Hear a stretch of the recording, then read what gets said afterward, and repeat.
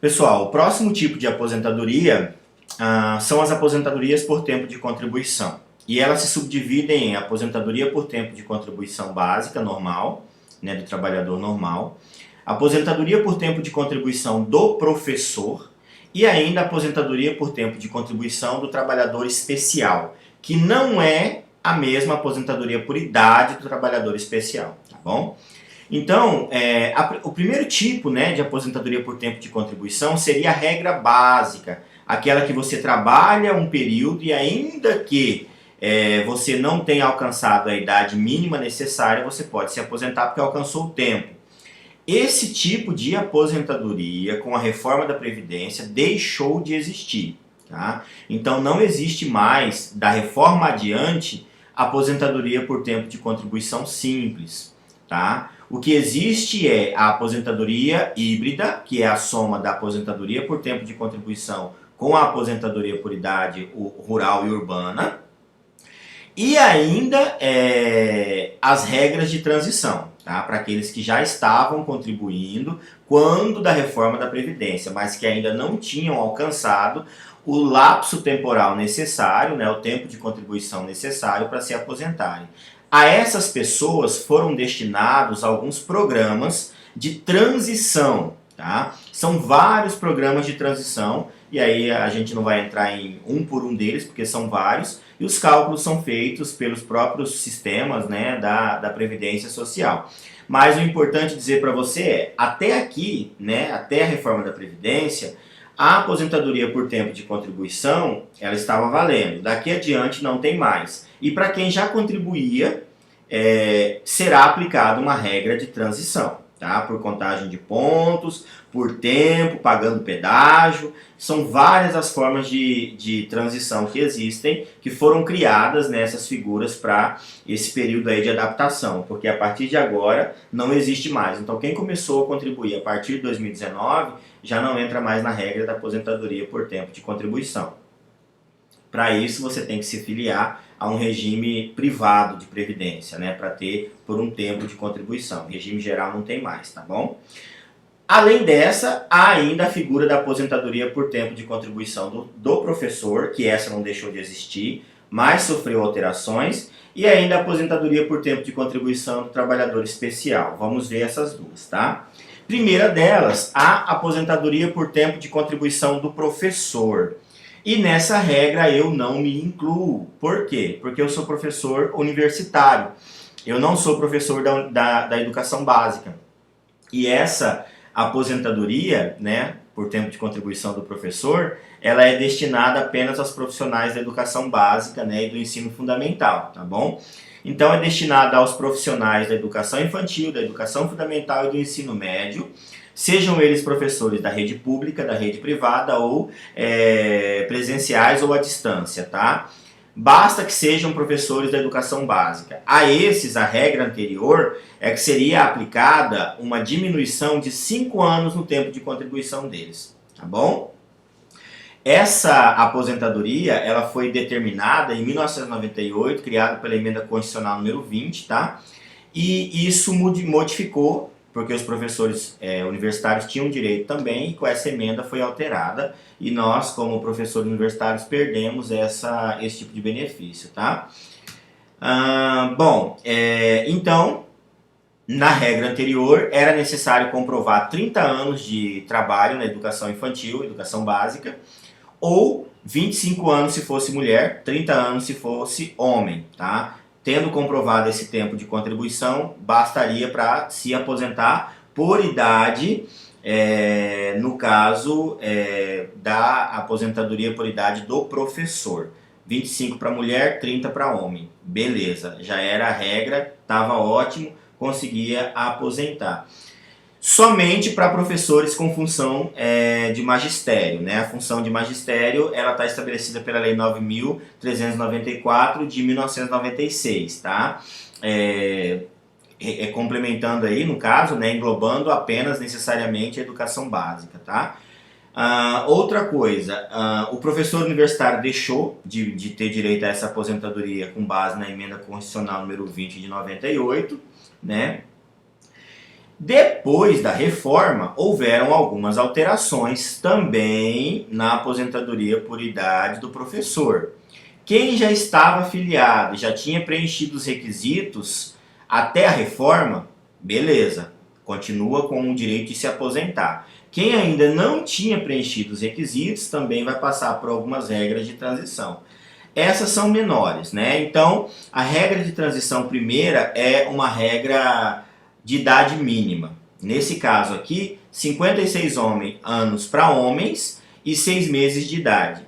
56 anos e 6 meses de idade para homem, mais 30 anos de contribuição. Já era 30 anos básico, né? Agora aumentou, que acrescentou um critério de idade aí, 56 anos e meio, depois da reforma da Previdência. Né? Professor de educação básica, homem, somente aposenta por tempo de contribuição se tiver contribuído por 30 anos e tiver uma idade mínima de 56 anos e 6 meses. O que é que mudou, professor, depois da reforma? Os 56 anos e 6 meses, porque isso não tinha antes, tá? Mulher, a mesma coisa, continua os 25 anos de contribuição nesta função de educação básica e uma idade mínima aí de 51 anos e meio, 51 anos e 6 meses. Essas foram as duas alterações, tá? Ou também pode ser aplicada a regra dos pontos, que seria 30 anos de contribuição para o homem mais 82 pontos e 25 anos de contribuição para a mulher mais 92 pontos, tá? Esses pontos aí são a soma acrescentada ano a ano, tá? Então é uma regra aplicada e calculada pela própria Previdência Social, tá bom? Por fim, ainda a aposentadoria por tempo de contribuição do trabalhador especial. E essa aposentadoria é bem interessante. Não é aquela aposentadoria para o trabalhador portador de necessidade especial. É para o trabalhador é uma aposentadoria especial para um trabalhador que trabalha numa condição especial. Né? Então essa especialidade não está no trabalhador, está no trabalho que ele desenvolve. Por isso a diferença daquela primeira que eu falei para os senhores lá atrás. Tá bom? Nesse caso aqui, a gente está falando daquele cidadão que trabalha exposto a agentes nocivos, né, à sua saúde, de forma ininterrupta, bastante contínua. Seria o caso, por exemplo, daquele cidadão que trabalha exposto ao calor excessivo, exposto ao frio excessivo, exposto a um nível de contaminação, a um nível de radiação, a agentes nocivos à sua saúde, como, por exemplo, os trabalhadores que trabalham com produtos químicos, né? A esses é destinado um período de tempo inferior em razão da degradação da sua saúde e do seu corpo por estar submetido, exposto a esse tipo de agente que diminui a sua resistência, a sua saúde e a sua vida. Tá? Então há uma redução aí de 25, 20 e 15 anos. Né? É bastante.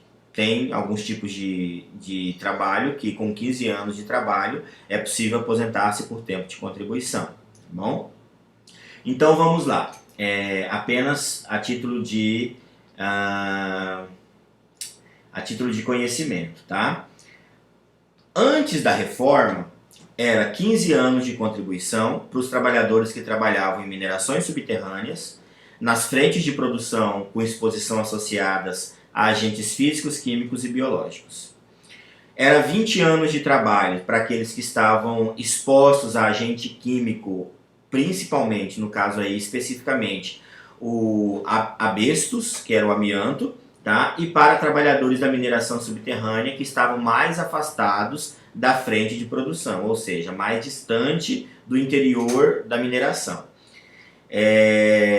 E 25 anos de contribuição para todos os demais trabalhadores expostos a agentes nocivos. Aí a gente tem, nesse caso aqui, por exemplo, os laboratórios de análises, né? Esse é um exemplo. Outros que estão expostos a agentes químicos aí, tá bom?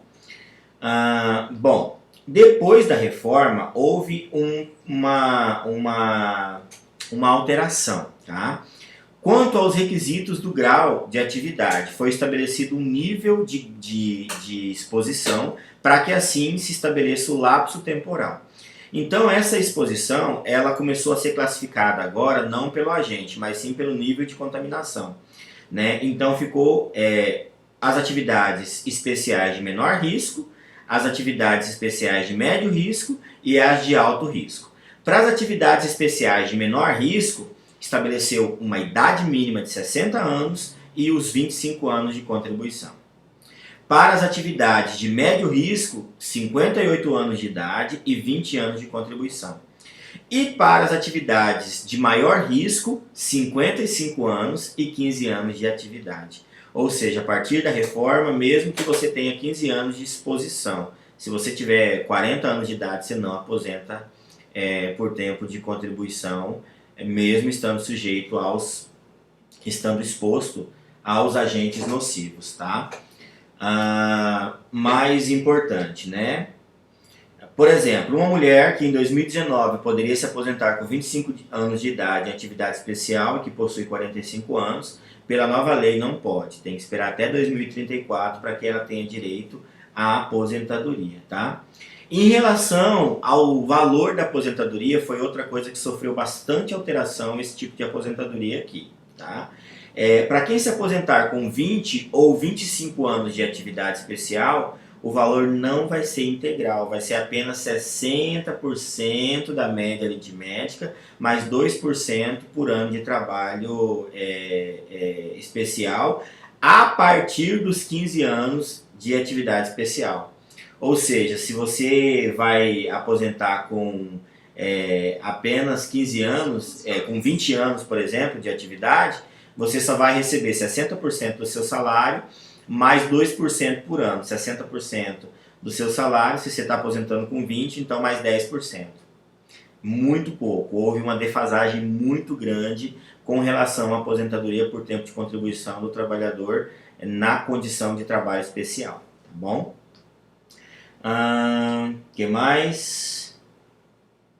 Quanto à aposentadoria por tempo de contribuição, esses são os principais pontos que a gente precisa conhecer.